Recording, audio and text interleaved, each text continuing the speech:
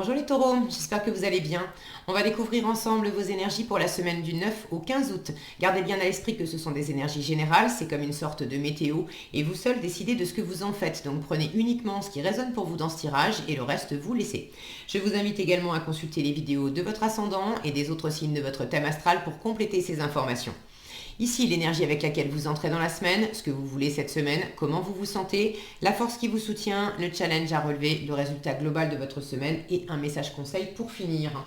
Et les cartes que j'utilise cette semaine sont l'Urban Tarot et les cartes des anges de lumière, en sachant que l'Urban Tarot est un tarot sur le modèle du tarot de Crowley et non pas sur le Rider-Waite classique que j'utilise d'habitude. Donc il y a certaines cartes qui sont pas les mêmes. Si on tombe dessus, je vous expliquerai la différence. Voilà, ne soyez pas étonnés si vous en voyez qui sont un peu bizarres par rapport à d'habitude. Alors, vous avez le 10 d'épée, le 5 de bâton, pardon, l'as de bâton, le 6 de denier, le 4 de coupe et pour finir, le 8 de denier. Ok. Alors, vous entrez dans la semaine avec la carte du 10 d'épée. Il y a un cycle qui se boucle. Un cycle, c'est plutôt bien qu'il se boucle parce que c'était un cycle assez compliqué. Alors, ça peut être la fin d'un cycle de fatigue. Les épées, c'est la communication, c'est les pensées. Est-ce que vous avez été très fatigué, très sollicité, beaucoup d'angoisse, beaucoup de soucis et on en finit avec quelque chose. Est-ce que c'était simplement intérieurement d'être sous pression, de vous être beaucoup mis la pression avec des idées, des pensées, des croyances limitantes, toutes ces petites phrases qu'on s'inflige avec lesquelles on se pique et on s'empêche aussi d'avancer. Votre état d'esprit cette semaine, l'as de bâton. Alors là, j'ai de la nouveauté. Autant on était dans le mental et puis enfermé, blessé, contraint, sous pression avec le mental, autant avec l'as de bâton, là en plus, c'est la main de la statue de la liberté. Il y a l'as de bâton, c'est une nouvelle envie, c'est une nouvelle passion, c'est vraiment... c'est pas comme l'as de coupe. Alors l'as de coupe, c'est aussi une nouvelle envie. Mais là, on a le feu de la passion, la nouvelle détermination aussi. Les bâtons, c'est de l'action. Donc il y a une nouvelle envie d'aller de l'avant, il y a une nouvelle passion. Pour certains, c'est peut-être une nouvelle passion amoureuse. Pour d'autres, c'est une nouvelle passion pour un travail. J'ai une carte de travail ici.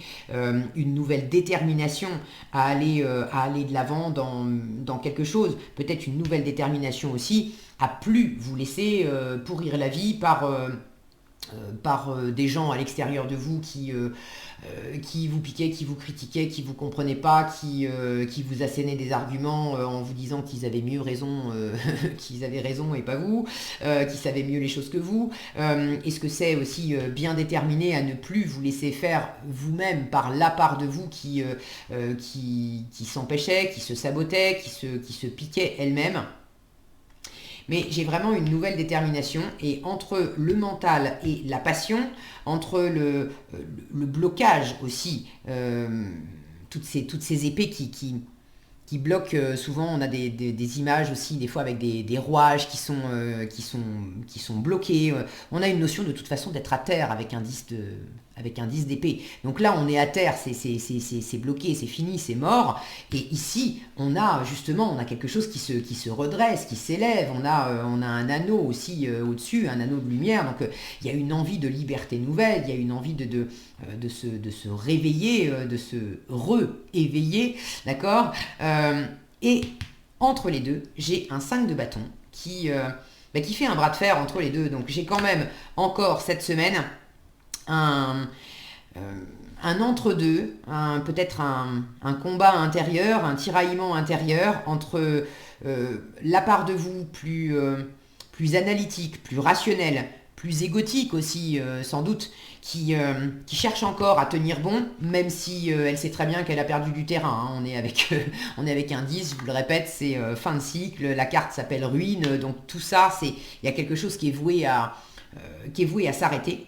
Et puis ce nouveau commencement, là, cette nouvelle opportunité, cette nouvelle passion, cette nouvelle envie, cette nouvelle détermination, qui elle aussi tient bon. Et alors c'est marrant parce que ces deux personnages-là, regardez les couleurs, ici on a la couleur blanche, rayé, le côté blanc des épées aussi de l'esprit, et le rouge du feu, le rouge de la passion. Donc c'est vraiment le côté rayé, ces lignes-là. Ça me fait penser à la loi et l'ordre. Il y a le il faut contre le j'ai envie. Et il est bien possible que vous ayez pas mal écouté des il faut, je dois. Et là, il y a un j'ai envie qui s'exprime fortement, qui forcément vient titiller la part de vous qui ramène les tu dois, les il faut sur le devant de la scène. Mais ça vous invite à vous dépasser. Le 5 de bâton, c'est de la rivalité, c'est de la compétition. Mais ce que j'aime bien dans le 5 de bâton, c'est que justement, au travers de cette rivalité et de cette compétition, ça invite à mobiliser ses forces et à trouver en fait des ressources nouvelles. Alors, ce n'est pas nécessairement des ressources nouvelles, mais de se rendre compte à quel point on a plus de ressources qu'on ne pensait. Donc d'aller taper profondément dans ces ressources, et donc ça invite à se dépasser. C'est ce que vous voulez. Vous voulez vous dépasser dans quelque chose. Vous voulez vous dépasser déjà intérieurement dans cette entre-deux, dans cette dualité entre l'envie, la détermination et un côté plus raide des pensées. Vous voulez peut-être aussi dépasser une situation un peu bloquée, un peu conflictuelle avec un environnement, avec peut-être une autre personne.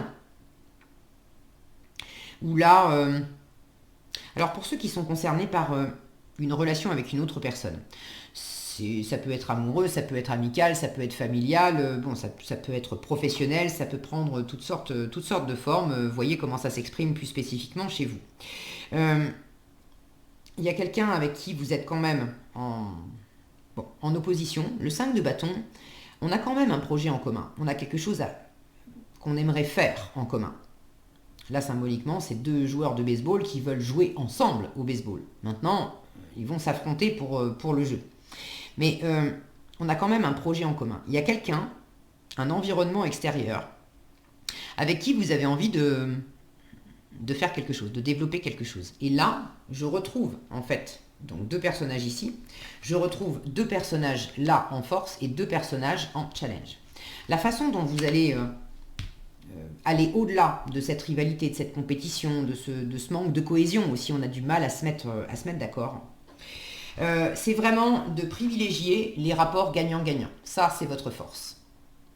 Si vous privilégiez les rapports gagnant-gagnant, je fais quelque chose pour moi, alors oui, faites des choses pour vous, ça c'est toujours important, mais je fais des choses pour toi, tu fais des choses pour moi. Attention, c'est pas je donne pour recevoir. Si je t'ai donné un bonbon à la menthe, j'attends absolument que tu me rendes un bonbon à la menthe. Je te donne un bonbon à la menthe en ayant déjà l'idée que tu me dois un bonbon à la menthe. Non, c'est pas ça le 6 de denier. C'est je donne simplement dans une générosité, dans un élan, parce que ça me plaît, parce que ça me parle, parce que j'ai envie. Et puis après, les choses se font d'elles-mêmes. Et je vois si effectivement j'ai un retour ou pas. Et si dans le temps, je sens que je suis, moi, toujours généreuse dans une situation ou avec une personne et que ça ne m'est jamais rendu, ça n'est pas un échange gagnant-gagnant. Là, il y a quelque part plus du sacrifice. C'est du sacrifice, c'est pas équitable. Si au contraire, c'est l'extérieur qui est sans arrêt en train de me donner des choses, de me rendre des services, alors que, et d'une, j'ai rien demandé, et de deux, j'en veux pas nécessairement, et de trois, ça peut même finir par être étouffant pour moi. Là aussi, c'est le sens inverse, mais c'est pas équilibré. Donc, le 6 de denier à privilégier en force, c'est vraiment d'aller vers qu'est-ce qu'on peut échanger, en fait, au lieu de s'opposer. Qu'est-ce qu'on peut échanger? Quel échange de bons procédés on peut mettre en place? Qui va aussi...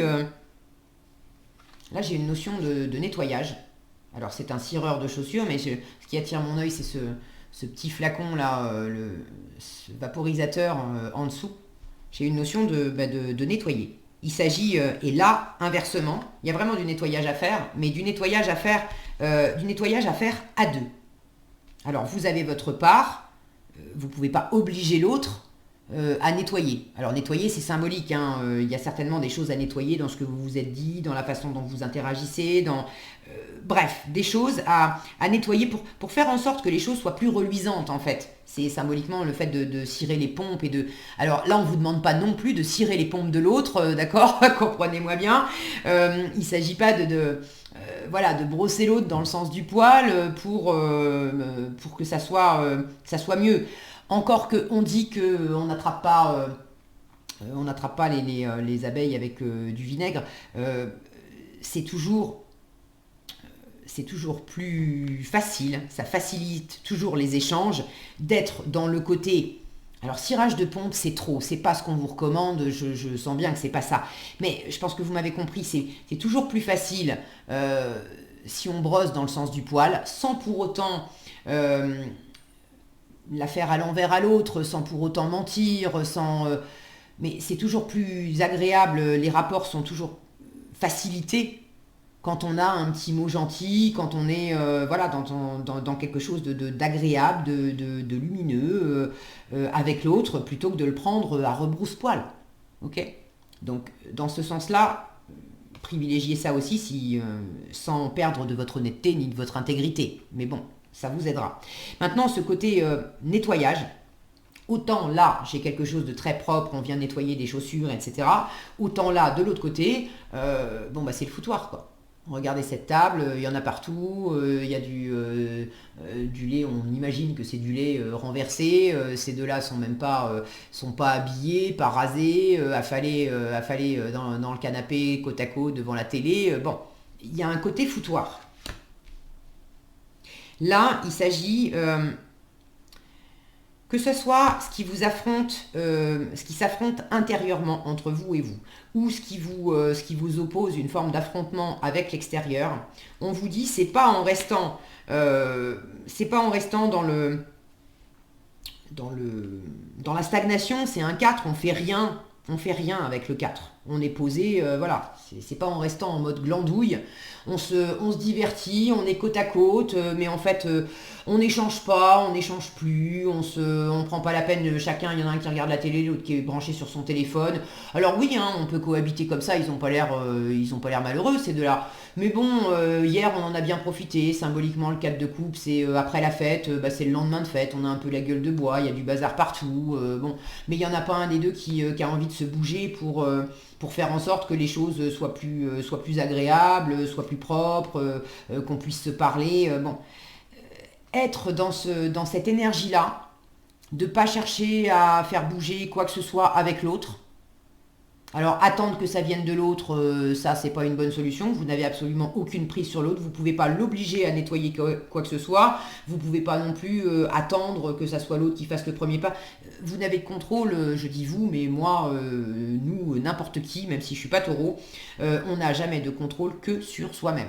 Vous êtes responsable de vos actes, de vos pensées, de vos façons d'interagir. Elle est juste là, votre part de responsabilité. Après, ce que l'autre va en faire, quand bien même il y en a un qui se lève et qui commence à nettoyer la table, si l'autre a décidé qu'il n'allait pas bouger son cul du canapé et qu'il allait laisser le premier faire, ça sera pas équilibré. On sait que là, il y aura peut-être quelque chose à lâcher. Mais voilà, vous n'avez pas de prise sur l'autre. Mais là, ce qui m'interpelle, moi, c'est cette notion de nettoyage. Ici, il y a une volonté commune que ça soit propre. Il y en a un qui veut se faire cirer les chaussures et l'autre qui est d'accord pour faire ce travail, moyennant finance. Tout est équilibré, c'est OK. Et ensemble, il y a une volonté que ça soit sain, propre, lumineux, fécond, abondant aussi, hein, pour tout le monde. Et de l'autre côté, les deux parts s'en fichent en fait. Alors vous, qu'est-ce que vous voulez? Une fois encore, vous ne pouvez pas vouloir à la place de l'autre. Mais dans ce qui s'affronte pour vous, quand bien même c'est avec l'extérieur, ça vous renvoie quand même à une part intérieure de vous. Et quelle est cette part intérieure de vous qui qui pourrait être davantage active, davantage dans l'abondance, davantage dans la gratitude, dans la générosité, soit d'accepter de donner davantage là où vous pourriez être tenté de rien faire, de laisser passer la semaine et puis on verra après. Donc est-ce que vous pourriez donner plus? Est-ce que au contraire, vous pourriez accepter de recevoir plus? Là où vous avez pris l'habitude que c'est pas glorieux, c'est pas super satisfaisant avec le cadre de couple, on est dans l'insatisfaction, on est blasé, il n'y a rien qui nous branche, quoi. Mais est-ce que vous pourriez sortir de cette insatisfaction un peu? Vous avez quand même un as de bâton, il y a quand même quelque chose qui vous anime. Alors dans quelle mesure il y a de l'insatisfaction, mais pas parce que ça manque de passion et de détermination, mais parce que quelque part, vous vous bloquez aussi à recevoir quelque chose qui pourrait être très sympa pour vous. Donc plutôt que de rester dans cette espèce de statu quo où il n'y a rien qui bouge, et vous avez votre part à jouer là-dedans parce que vous faites en sorte que rien ne bouge, on vous invite à privilégier la générosité, à développer le don si vous avez plutôt tendance à pas trop donner, à privilégier le recevoir si vous avez tendance à vous bloquer à recevoir, à privilégier l'échange, à privilégier le nettoyage, à privilégier l'échange de bons procédés. Tout ce qui va être nourrissant pour vous et qui peut être aussi nourrissant pour l'autre. Et ça va considérablement aider à assouplir les choses. Si vous voulez sortir d'un affrontement, c'est où est-ce que c'est gagnant-gagnant. En revanche, si on ne fait rien, il ne va rien se passer. Donc après, vous avez la météo, c'est vous qui voyez. Le résultat de votre semaine, le 8 de denier. Alors, faire les choses, oui. On vous conseille du denier aussi en force. Alors, quoi que vous entrepreniez, on vous invite quand même à partager. Il y a une forme d'action quand même là, mais faites-le tranquillement. Les deniers, c'est une énergie lente, on ne bouge pas vite. Le 8 de denier, c'est du travail. Alors du travail, ça peut être du travail professionnel, ça peut être du travail personnel, du travail intérieur, du travail de développement personnel. Ça peut être du travail dans le sens occupation, d'être très occupé à une activité, jardinage, cuisine, je ne sais pas quoi d'autre, mais qui n'est pas nécessairement votre activité rémunératrice, d'accord? Mais il y a vraiment une notion, la carte s'appelle prudence, donc de lenteur. C'est un horloger qu'on voit sur la carte, il est en train de réparer des montres, on a plein d'horloges derrière, donc la notion de prendre son temps est importante. La notion d'être dans la minutie aussi, d'observer précisément qu'est-ce qui se joue, d'occuper son temps sainement aussi. Si vous avez une passion, là, quelque chose qui vous anime, vous avez envie d'aller de l'avant, mais vous êtes bloqué par l'extérieur et le temps vous semble long, justement, parce que vous aimeriez que ça bouge plus que ça, là on vous dit, mais occupe-toi. Où est-ce que tu peux, c'est vraiment en faisant des choses, et peut-être aussi en partageant des choses, mais des choses qui sont nourrissantes pour toi, nourrissantes pour l'autre, pas tuer le temps à allumer la télé. Il ne s'agit pas de tuer le temps, il s'agit de nourrir votre temps, en fait. De vous occuper avec le 8 de denier. On peut travailler, on peut être occupé du matin au soir et on en oublie justement le temps tellement ça nous plaît. Donc, voyez dans quelle configuration vous êtes plus. Est-ce que, au contraire, est-ce que vous avez besoin de meubler ce temps parce que vous ne pouvez pas laisser libre cours à votre passion, il y a quelque chose qui vous en empêche. Là, on vous dit, il y a certainement quelque chose que vous pouvez faire qui va vous faire oublier cette notion de temps qui passe et de peut-être frustration aussi. Pour d'autres, et j'ai plus la sensation que c'est ça, c'est de laisser libre cours à cette envie, à cette détermination, maintenant, de canaliser les choses aussi tranquillement. C'est pas tout l'un ou tout l'autre, soit je me jette à fond dans l'action, soit je ne fais rien. C'est petit pas par petit pas, lentement mais sûrement, je fais les choses. J'examine aussi, je prends le temps d'examiner les valeurs, mes valeurs, la valeur que je m'accorde à moi, que j'accorde aux gens, que j'accorde aux choses. Je prends le temps d'examiner tout ce que je mets en œuvre, toutes les actions que j'entreprends. Je prends le temps d'examiner aussi Qu'est-ce que j'échange à travers ces actions? Pourquoi je le fais? Qu'est-ce qui m'est rendu en face? Quelle satisfaction j'en tire, en fait, d'une façon ou d'une autre? Donc, le 8, c'est un chiffre de liberté.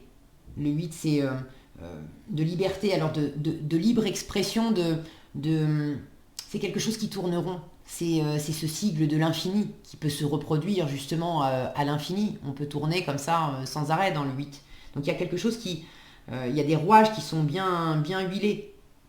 Et avec le 6 de denier, c'est pareil. Quand le 6 de denier est bien en place, entre le donner et le recevoir, finalement, ça fait aussi un 8. L'énergie circule librement. Donc là, vous travaillez dans quelque chose qui vous plaît, vous mettez du temps, de l'énergie, de l'attention, de la minutie aussi, à développer quelque chose qui vous plaît.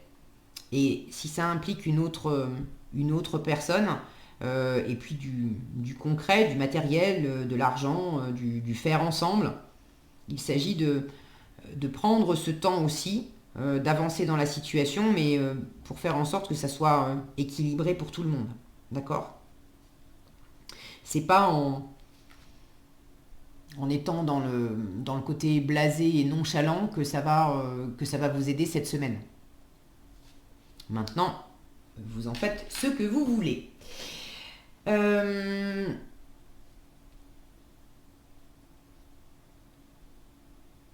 Ok. Là, j'ai une sensation de vouloir aussi de la liberté. Je vous en ai parlé de la liberté tout à l'heure. Ça me revient là. Vous avez envie de liberté et il s'agit aussi de sortir d'une forme d'enfermement sur des trucs... c'est l'habitude, quoi. L'habitude de regarder la télé le soir au lieu de se parler. Si vous avez envie de vous sentir, d'avoir un nouveau souffle dans votre couple, par exemple, je prends cet exemple-là, mais il pourrait y en avoir d'autres, il s'agit quand même d'y travailler et de faire en sorte que ça change. C'est pas en faisant toujours la même chose que vous allez avoir un résultat différent. D'accord? Donc, évitez cette forme de laisser aller. Alors, je parlais de parler, justement, et vous avez la communication. L'affirmation qu'on vous propose, c'est « Je communique avec clarté et sincérité ». On vous dit « Tes anges te demandent de ne pas oublier qu'un être spirituel n'a de cesse d'être sincère et honnête. Si tu t'exprimes à partir de ton cœur, les autres sentent résonner cette vérité et ont pleinement confiance en toi. Choisis toujours des vocables positifs, concentre ton attention sur ce qui, dans la vie, est bon et bien, et tu te sentiras en bien meilleure santé. La communication se produit sur 2 niveaux. Écouter attentivement et répondre franchement. Cela va améliorer toutes tes relations. C'est ce principe aussi d'équilibrer le donner et le recevoir. Écouter attentivement, je reçois, et répondre franchement, je donne. Ne cesse pas de communiquer avec l'univers en priant. Prier, c'est demander. Et en méditant. Méditer, c'est écouter. Et c'est recevoir aussi. Maintiens sans arrêt la communication avec ton prochain. Sois un pont qui relie le cœur et les pensées des autres. Demande à ton ange d'entrer dans ton aura pour pouvoir, à travers toi, communiquer avec d'autres à un plus haut niveau. Donc c'est peut-être pas avec une personne spécifique, mais ça peut être dans votre relation à l'autre. Il y a quelque chose sur laquelle vous travaillez pour avoir un meilleur équilibre dans votre relation à l'autre et dans la communication. Voilà ce que j'avais pour vous cette semaine, les taureaux. J'espère que cette vidéo vous sera utile. Si elle vous a plu, je vous invite à la liker, la partager, la commenter. Et pour être averti quand je publie de nouvelles vidéos, il suffit de vous abonner et d'activer la cloche des notifications. Prenez bien soin de vous, passez une excellente semaine et je vous dis à bientôt dans un prochain tirage.